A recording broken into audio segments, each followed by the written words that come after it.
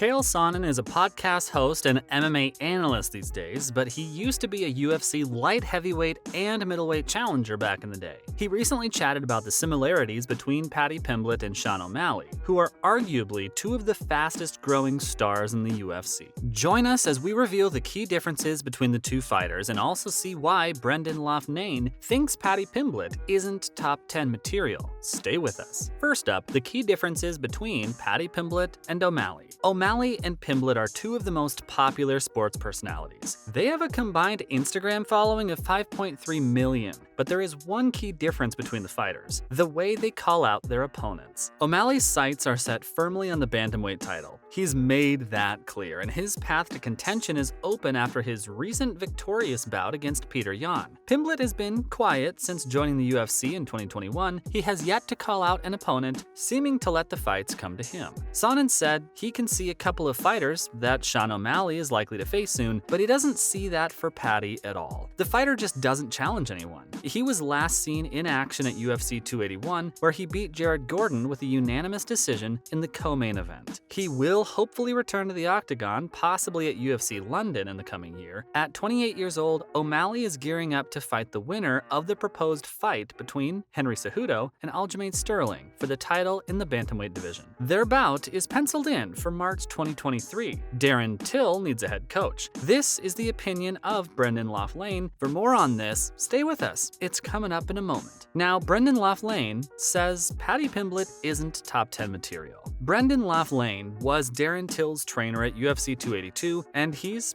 a PFL champion himself. He was outspoken in his verdict of Paddy Pimblett's potential to make a mark in the UFC lightweight division, and also on how he anticipates Till will cope with possible defeat. He says that top 10 in the UFC 155-pound weight class is scary and insane. He also said he thinks Pimblett needs to go back to the drawing board, and he believes Paddy Pimblett would have a struggle on his hands if he wants to break into the top 10 of the UFC. Loughnane took the featherweight champion last month and keeps a close eye on Pimblett's fights. This is mostly because he's cornering for Darren Till. He calls Paddy Marmite. You either hate him or you love him. There is no in between. Loughnane also says Paddy doesn't do himself any favors. He says he's just brutally honest in his assessments. He likes Paddy, but he isn't top 10 UFC material at the present moment, and he has doubts Paddy will be in the near future. He added that Pimblett may think he is, but he, Loughnane, trains with the top UFC guys constantly, and he knows what the real level of fighting proficiency are. The class in which Paddy competes is insane and downright scary. This seems to be Loughnane's refrain at the moment. But strangely enough, he isn't quite ready to write Pimblett off altogether. He pulls wins out of the bag, to use Loughnane's own words, and he seems to have the ability to pull chokes out of nowhere. He grapples very well, and if he takes you down to the ground, he will submit you in the end. He also has fantastic back attacks, and in the octagon, he really goes for it. He believes it's tough to call with Paddy Pimblett. He will lose some, sure, but he will win some too, and who knows who he will face next. It could be Michael Johnson. His name has been bandied about, but whoever it is, Paddy will be in for a tough fight. Nothing is easy in the UFC, Loughnane added. Dana White also backs Darren Till with a chance. Stay with us, we're bringing you that and more shortly. Now, does Darren Till need a head coach? Possibly, but Brendan Loughnane believes this is the fighter's greatest shortcoming. He needs a voice of reason in his ears. Despite getting hammered at UFC 282, Loughnane says the Liverpudlian is in good spirits. He was with Till as a coach at UFC 282 and explained how it came about that he cornered for his friend. According to Loughnane, Till called him up one day and asked him to come out to Thailand. He wanted Loughnane to be a part of the UFC adventure in his corner there. So says Loughnane, he thought, what the hell, and went. The two had a fantastic rapport and trained together every day. And at that point, Till asked Loughnane to be a part of his corner. The latter responded saying he'd be there whether Till wins, loses, or draws. He also calls Till a friend and brother and says whatever Till needs from him, he will be there. And if it means being the head coach for a day or more, then that will happen too. Meanwhile, Dana White says Darren Till's UFC stock is still high. This comment came on the heels of Till's loss to Dricus du Plessis at UFC 282. The latter ultimately submitted Till. Loughnane said, "Darren is only 29 years old. That's 4 years younger than himself. He is of the firm belief that Till will be back on top. He's young, and he's been at the top, so he's familiar with the territory." As far as his motivation and his emotional state after the du Plessis fight are concerned, Loughnane said Till is in fantastic spirits. He's lost before, so he knows how to handle it, just as he's won plenty of bouts in the past and knows how to handle that too.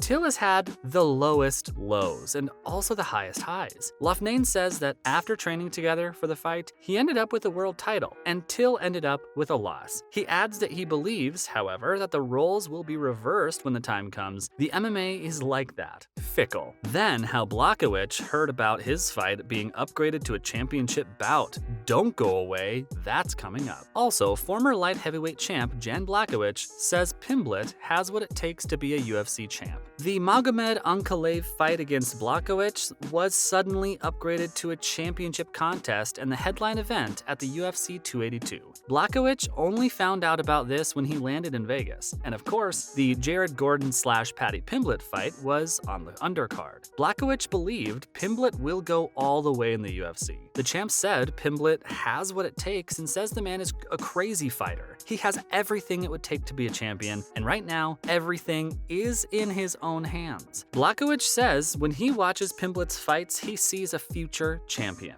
And Blachowicz should know, he won the light heavyweight UFC title against Dominic Reyes in 2019, and back in his first defense when he became the first fighter in MMA to beat Israel Adesanya. Last year saw him lose his belt to Glover Teixeira, but the fight against Ankalaev was upgraded to a title fight under extraordinary circumstances. His UFC 282 card was meant to have Yuri Prochaska, but the latter vacated his light heavyweight title due to an injury. Thus, Ankalaev versus Blachowicz, which was supposed to be a 3-round bout, became a 5-round championship contest. And to see how the underdog did it, again, watch until the end of the video. Then Blachowicz hears about the title shot on a voicemail. This all happened while Blachowicz was on a flight to the Las Vegas showdown. He laughed when he heard, saying he was the last to know. He had no internet connection on the aircraft, so he first heard about it once he stepped onto the tarmac. There were apparently a lot of messages on his phone. He says there was also a message from his manager,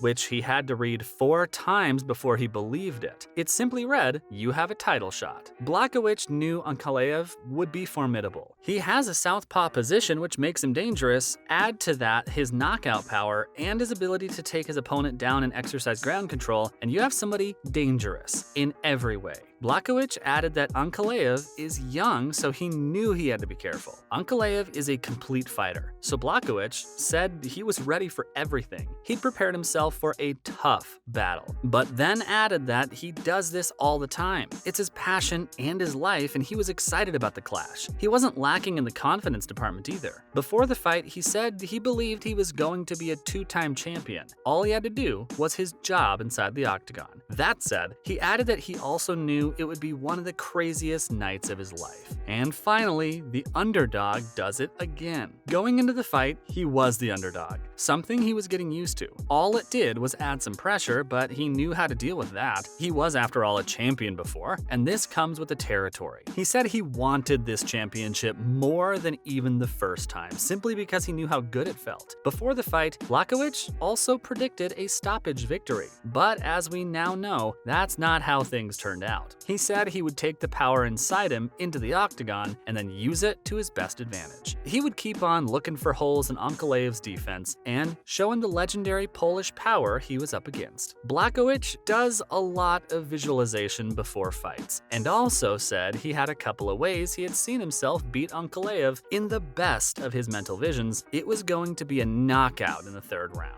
When they eventually stepped into the octagon, the Blachowicz-Ankalaev bout was probably best defined by a major shift in the momentum in the 4th. Ankalaev's left leg was badly hurt by Blachowicz's kicks in the 2nd round. This This forced Ankalaev to change his stance from southpaw to orthodox, and it gave Blachowicz the advantage. Throughout the remainder of the fight, he continued to pepper Ankalaev's legs. The fight ended in a controversial split draw, and that, folks, is how we end the video. Please remember to hit like, follow, and subscribe on your way out, and look out for our next contribution.